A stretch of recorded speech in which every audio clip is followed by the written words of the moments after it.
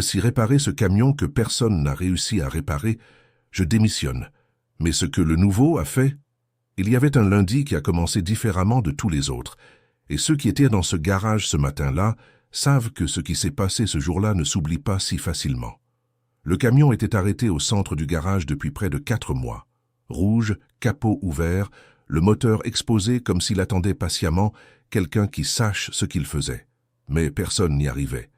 3 mécaniciens expérimentés avaient mis les mains dedans, avaient échangé des pièces, avaient fait des diagnostics qui ne menaient nulle part. Et à chaque fois, le camion se remettait à tomber en panne. Un grondement bizarre qui venait d'un endroit qu'il n'arrivait pas à localiser, puis le silence. Moteur bloqué. Plus rien. Le propriétaire du garage se tenait juste à côté, les bras croisés sur son costume bleu, cravate bien alignée, l'air fermé. Damien de Villars avait 42 ans, et une posture de quelqu'un qui est toujours prêt à exiger quelque chose de quelqu'un. Il regardait ce camion comme si le véhicule avait choisi de tomber en panne exprès, juste pour l'énerver. Et c'est à ce moment-là que Quentin est arrivé. Il avait 31 ans, une combinaison verte encore neuve, avec cette odeur de vêtements tout juste sortis du plastique. C'était son 5e jour au garage. 5 jours. Il ne savait pas encore où étaient rangés tous les outils. Il demandait encore le nom des petites pièces à ses collègues. Il prenait encore son café dans le coin, tranquille, observant plus qu'il ne parlait. Personne ne faisait vraiment attention à lui. Pour Damien, Quentin n'était qu'un nom de plus sur la liste des employés, mais Quentin, lui, faisait attention à tout, à chaque détail de ce garage, aux vieilles photos accrochées dans un cadre de travers au fond de l'entrepôt, au tableau des services griffonné à la main, qui portait encore une écriture différente de celle de Damien, au visage des mécaniciens plus âgés quand le patron entrait dans l'entrepôt. Il y avait là une histoire que personne ne lui avait encore racontée, mais il la sentait. Ce jour-là, alors que les autres mécaniciens étaient réunis autour du camion rouge, avec l'air de ceux qui ont déjà renoncé à comprendre, c'est Damien qui a parlé le premier. Et ce qu'il a dit a planté la graine de tout ce qui allait suivre. « Tu sais ce que je pense ?» dit-il, plus au groupe qu'à quelqu'un en particulier. « Je pense que personne ici ne sait vraiment ce qu'il fait. Parce que n'importe quel mécanicien qui se respecte aurait dû régler ça il y a longtemps. Personne n'a répondu. Maurice, qui était le plus âgé du groupe, avec presque 20 ans de garage, a détourné le visage. Loïc, lui, regardait le sol. C'étaient des hommes habitués à avaler ce genre de remarques. Damien a continué, chaque mot plus lourd que le précédent. « Alors je vais être direct. Celui qui parvient à trouver le problème de ce camion et à le faire marcher comme il faut qu'il marche, Il s'est arrêté, à regarder autour de lui comme s'il calculait le poids de ce qu'il allait dire. Je signe un papier qui me démet de la direction de ce garage, parce que soit je confie ça à quelqu'un qui sait travailler, soit il n'y a plus rien à faire ici. » Maurice a soupiré par le nez. Loïc s'est gratté la nuque. 2 autres mécaniciens se sont regardés, et Quentin, qui se tenait dans un coin avec une clé à la main, a levé la tête. « Je peux essayer, » dit-il. Damien s'est tourné vers lui lentement, comme s'il avait mal entendu. « Toi ? Le nouveau ? » ?»« Oui, monsieur. Je peux essayer. » Un silence a duré environ 5 secondes. Damien l'a dévisagé avec cette expression qu'il utilisait quand il pensait que quelqu'un était naïf. Puis il a laissé échapper un son qui tenait à moitié du rire, à moitié du sarcasme. Bien sûr, il a ouvert les bras. « Essaie autant que tu veux. Si tu arrives à faire ce qu'aucun de ceux-là n'a réussi à faire, parole donnée, devant tout le monde. Vous savez, quand je suis arrivé à cette partie de l'histoire pour la première fois, je suis resté un moment sans bouger.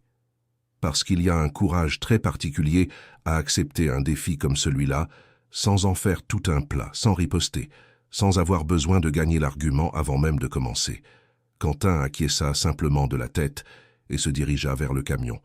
Et c'est là que tout a commencé. Quentin ne s'y est pas pris avec précipitation. Ce fut le premier signe qu'il était différent. Alors que les autres mécaniciens étaient arrivés vers ce camion avec des diagnostics tout prêts en tête, convaincus que le problème venait d'ici ou de là, Quentin est reparti de zéro. Il sortit un petit carnet de notes de la poche de sa salopette, un stylo, et se mit à noter chaque chose qu'il voyait. Le niveau d'huile, l'état des courroies, l'état du radiateur. Il passa la main sur chaque durite, sur chaque raccord, avec le calme de celui qui n'a pas hâte d'être le héros. Maurice observait de loin, adossé au chambranle d'une porte. Au bout d'un moment, il s'approcha. « Tu sais ce que tu cherches ?» demanda-t-il à voix basse, sans la moindre moquerie. C'était une vraie question.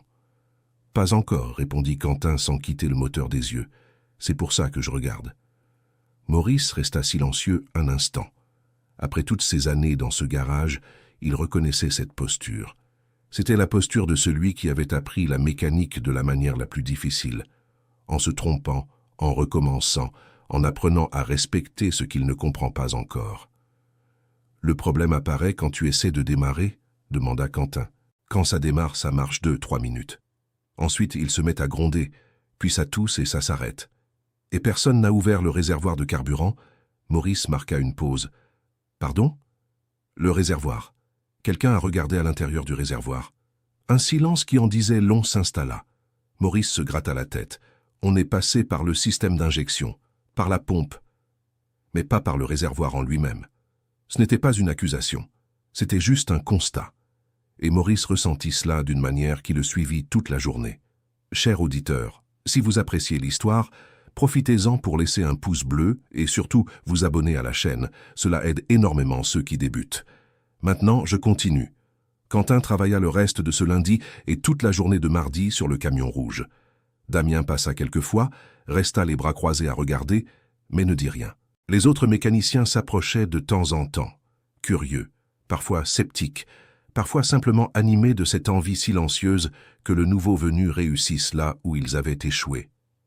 Le mardi après-midi, Quentin demanda à vidanger le réservoir de carburant.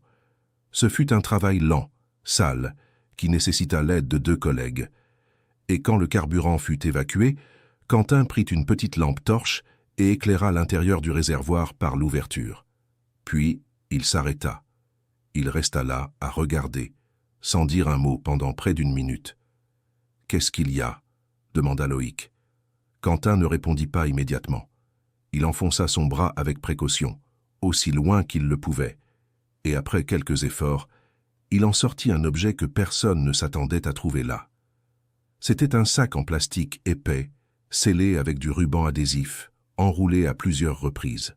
Assez petit pour passer inaperçu à l'intérieur du réservoir, mais assez grand pour bloquer partiellement le flux de carburant selon les mauvais angles, créant cette panne intermittente que personne n'arrivait à reproduire de manière constante. Tout le monde restait à regarder l'objet dans la main de Quentin. « C'est quoi ce truc ?» murmura Loïc. Quentin regarda le sac. Il était là depuis longtemps, très longtemps. Le plastique était noirci à l'intérieur. Il le déposa sur le capot ouvert et commença à retirer le ruban adhésif avec précaution, sans trop savoir pourquoi, sentant seulement qu'il ne devait pas déchirer cela sans voir ce qu'il y avait dedans. Ce qu'il trouva, c'étaient des documents. Une feuille pliée en 3 d'une écriture fine et penchée, et une petite photo, de la taille d'une paume de main, décolorée sur les bords, montrant 2 hommes devant un garage. L'un d'eux portait un tablier en cuir et souriait à l'objectif. L'autre, plus jeune, avait les bras grands ouverts comme s'il voulait embrasser le bâtiment. Quentin regarda la photo pendant un long moment. Ensuite, il regarda les photos sur le mur du fond du garage, et il sentit le sol bouger légèrement sous ses pieds, parce que l'homme le plus âgé de cette petite photo était le même que celui de la photographie sur le mur. Plus jeune, c'est vrai, avec moins de cheveux blancs, mais c'était bien lui. C'était le visage que Quentin connaissait très bien qu'il n'eût jamais vu ce visage dans ce garage. C'était le visage de son oncle Marcel. J'ai besoin de respirer une seconde ici, parce que cette partie de l'histoire n'est pas facile à raconter sans ressentir le poids de ce qui était caché dans ce camion depuis des mois. Ce n'était pas seulement un sac en plastique, c'était un secret qui attendait que quelqu'un ait assez de patience pour aller jusqu'à lui. Quentin passa le reste de cet après-midi à lire les documents en silence dans les toilettes du garage. Porte verrouillée. C'était un contrat de vente, le contrat du garage, le contrat qui avait transformé le garage de son oncle Marcel en garage de Damien Villard. Et ce qui était écrit là était différent de ce que Damien avait raconté à tout le monde. Marcel Beaumont avait 71 ans lorsqu'il avait dû vendre le garage, une pression artérielle qui ne l'avait pas prévenu, qu'il avait terrassé un jeudi matin alors qu'il ouvrait encore le portail de l'entrepôt. 3 semaines à l'hôpital, des dettes qui s'accumulaient. Son fils vivait loin, sa belle-fille lui parlait à peine, et le garage à l'arrêt ne payait aucune facture. C'est là que Damien était apparu. Un homme qui avait brièvement travaillé dans le secteur financier d'une distribution de pièces détachées, qui avait un peu d'argent de côté et le rêve de posséder quelque chose. Damien avait fait une proposition, et dans le contrat se trouvait une clause que personne ne savait exister. Marcel vendrait le garage à un prix inférieur au marché, mais en échange, Damien s'engageait formellement à garder Marcel comme associé honoraire, avec droit à un pourcentage mensuel des bénéfices et un accès illimité au garage pour le restant de ses jours. C'était l'accord que Marcel avait accepté parce que ce n'était pas une vente. C'était un partenariat déguisé en vente. Une façon pour lui de ne pas tout perdre d'un coup. Mais après la signature des papiers et le transfert de l'argent, Damien avait commencé à changer les règles. D'abord, il retira le nom de Marcel de la façade. Ensuite, il changea le système d'enregistrement. Puis il arrêta de verser le pourcentage avec une excuse après l'autre. Et lorsque Marcel se présenta au garage pour discuter, Damien avait 2 hommes à la porte qui lui dirent, poliment, qu'il devait planifier une réunion à l'avance. Marcel avait caché ses documents dans le camion de Paulette pour une raison très précise. Paulette était son amie depuis 40 ans, veuve de Serge, son ancien associé. Elle ne savait pas ce qu'elle cachait. Marcel lui avait simplement demandé de garder ce paquet pendant un moment, disant qu'il avait besoin d'un endroit sûr hors de chez lui pendant qu'il réglait les choses. Mais Paulette, sans le savoir, avait laissé le camion au garage pendant des mois sans l'utiliser, avec ce sac à l'intérieur. Et quand le camion commença à avoir des problèmes et qu'elle l'amena au garage, elle ne savait pas qu'elle ramenait exactement ce que Damien voulait le moins voir exister. Quentin plia les documents avec précaution. Il les remit dans le sac, et il resta assis là un moment à réfléchir à ce qu'il allait faire. Ce n'était pas simple. Il était le nouveau. Il était au garage depuis 5 jours. S'il apportait ça à Damien, le plus probable était de se faire renvoyer sur le champ.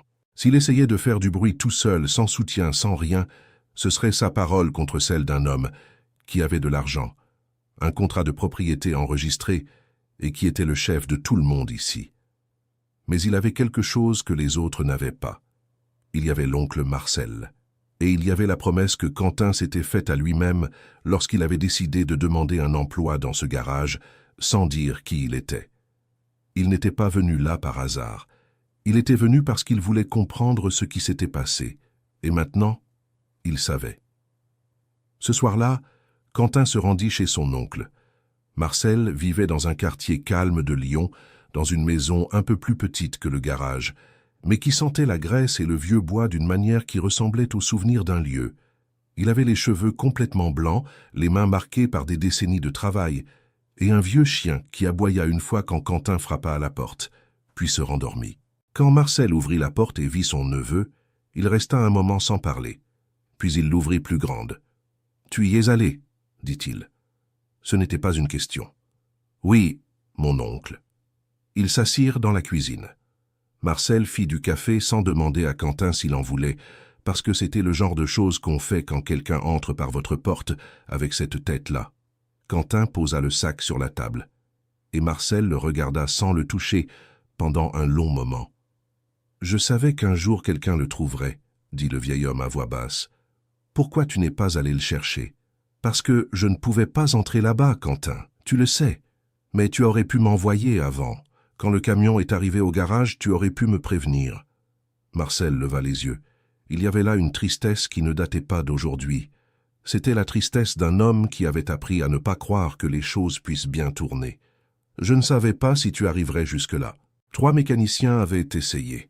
J'ai pensé que c'était peut-être comme ça que l'histoire devait se terminer. Les papiers perdus et moi avec ma perte avalée. » Quentin resta à regarder son oncle, ses mains posées sur la table, la tasse de café que Marcel tenait entre 2 doigts, comme toujours. « J'ai réparé le camion, » dit Quentin, « et j'ai le contrat. » Et il a fait un pari devant tout le monde. Marcel releva la tête. « Quel pari ?» Et Quentin raconta. Certaines choses, on les entend et on sent qu'on connaît cette douleur de quelque part. Marcel écouta tout en silence. Quand Quentin eut terminé, le vieil homme resta un moment à regarder par la fenêtre, la rue dehors. Puis il dit une chose qui m'est restée. Ce n'est pas une question d'argent, tu sais? Ça ne l'a jamais été. C'est ce que ce garage représente. 23 ans de ma vie sont dans les murs de cet entrepôt. Chaque fissure dans le sol, je sais comment elle est apparue. Chaque tache d'huile, je sais de quelle voiture elle vient. Ça n'a pas de prix. Et il le savait quand il a fait la proposition. Le lendemain matin, Quentin arriva au garage plus tôt que tout le monde. Il démarra le camion rouge. Il partit du premier coup, ronronna proprement, sans tousser, sans faillir. Le moteur sonnait comme il devait sonner. Il le laissa tourner pendant 20 minutes et il n'y eut aucun problème. Quand Damien arriva, il trouva le camion en marche et Quentin adossé à l'aile, les bras croisés à attendre. Cher auditeur, si vous appréciez l'histoire, profitez-en pour laisser un pouce bleu et surtout vous abonner à la chaîne. Ça aide beaucoup. Nous qui commençons, je reprends maintenant. Damien s'arrêta au milieu de l'entrepôt. Il regarda le camion, écouta le moteur, regarda Quentin, regarda Maurice et Loïc, plantés près de l'établi sans faire semblant de faire autre chose. Il y avait encore 2 mécaniciens arrivés tôt, et tous étaient là debout en silence à attendre. « Il fonctionne ?» demanda Damien. « Oui », répondit Quentin. « Problème dans le réservoir de carburant. » Il y avait un objet à l'intérieur qui bloquait le flux de manière intermittente. On l'a retiré, nettoyé, testé. Il fonctionne comme il devrait.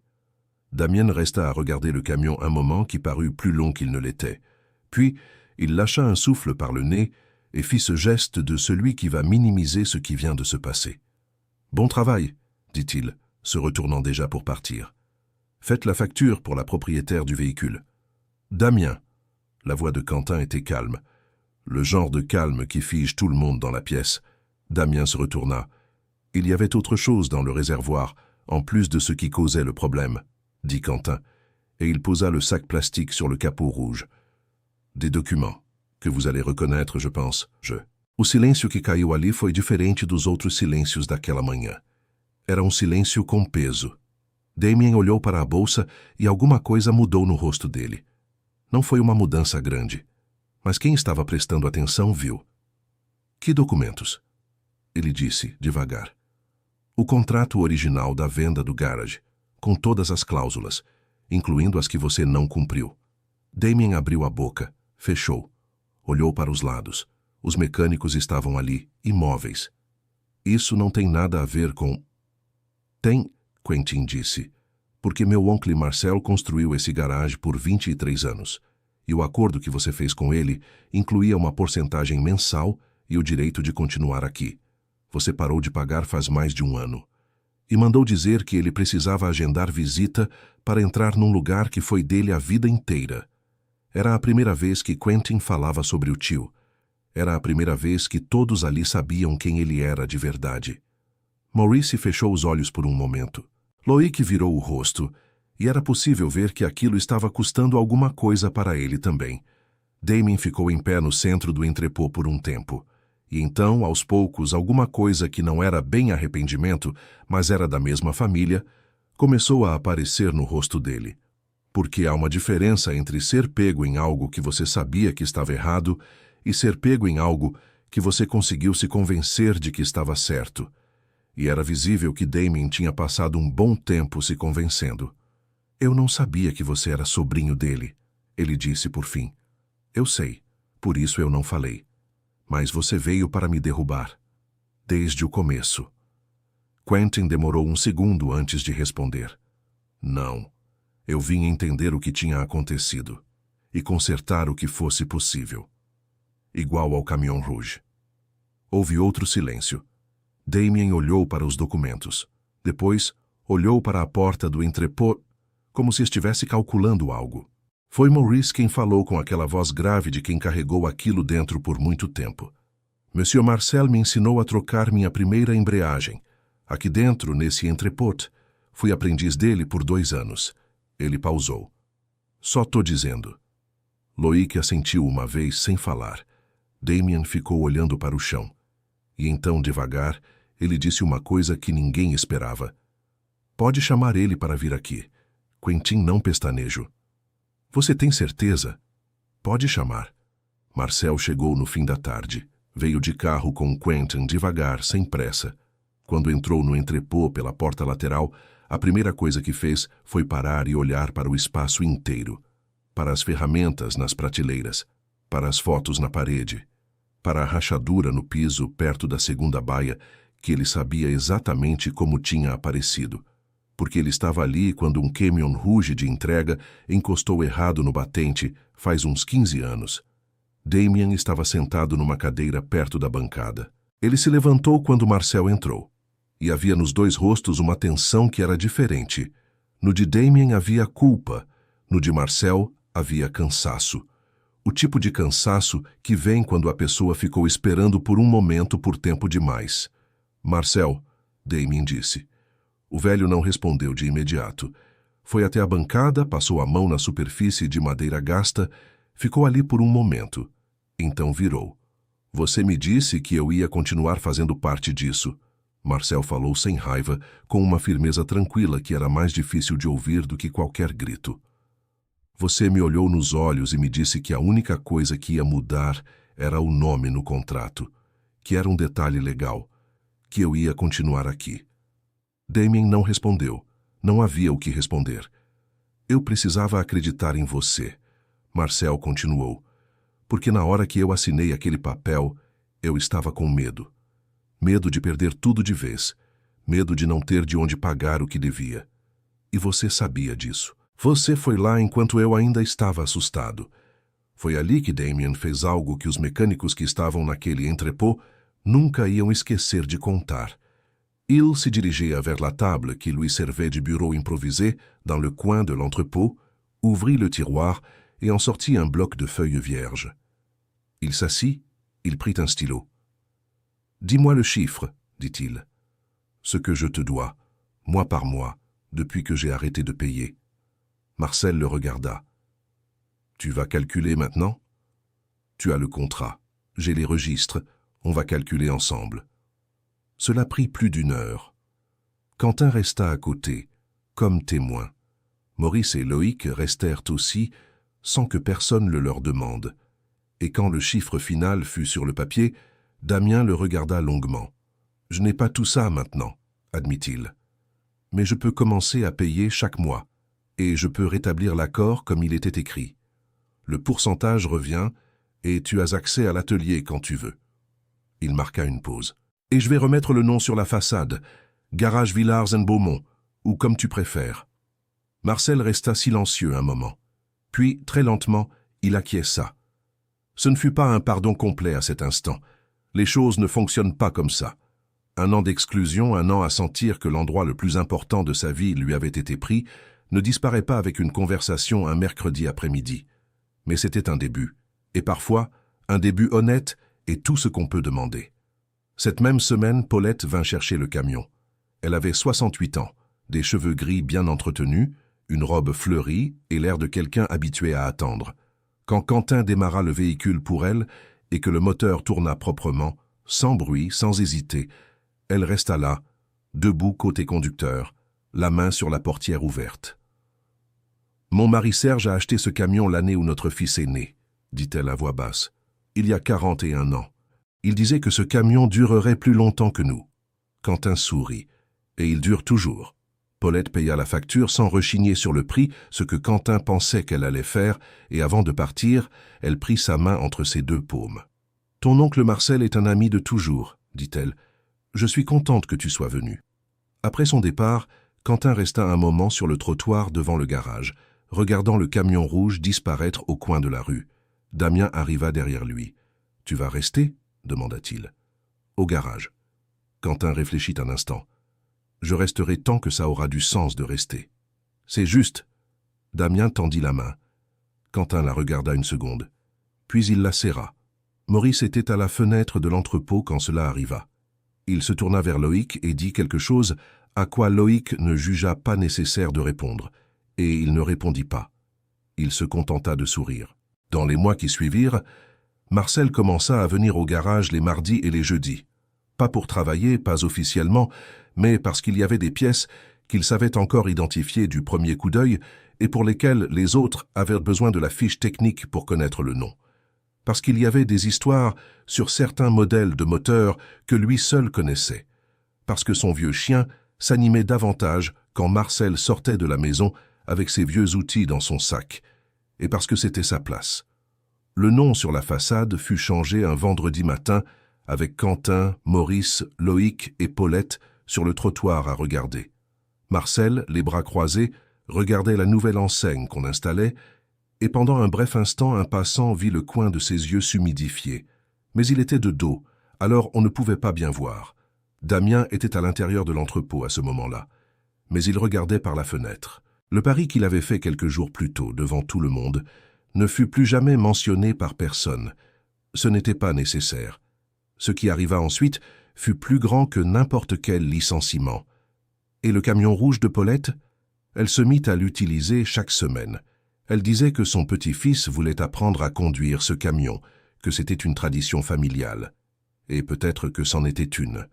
Certaines choses qui semblent brisées au-delà de toute réparation n'ont besoin que de quelqu'un d'assez patient pour aller là où les autres ne sont pas allés. Fin de l'histoire. Et c'est tout. Je pense beaucoup à ça, tu vois, à cette idée que parfois, la solution n'est pas là où tout le monde regarde. Quentin n'a été ni plus rapide ni plus intelligent que les autres mécaniciens. Il a juste eu la patience de regarder plus loin, et ce qu'il a trouvé là-dedans a changé beaucoup de choses. Maintenant, je veux savoir ce que tu en as pensé. Tu penses que Damien méritait une seconde chance? Laisse-le en commentaire, je lis tout et j'adore quand on discute par ici. Et dis-moi aussi d'où tu regardes, parce que cette chaîne va dans des endroits qu'on n'imagine même pas. Merci beaucoup pour ta compagnie jusqu'ici. N'oublie pas le pouce bleu et le plus important, abonne-toi à la chaîne pour ne pas rater les prochaines histoires.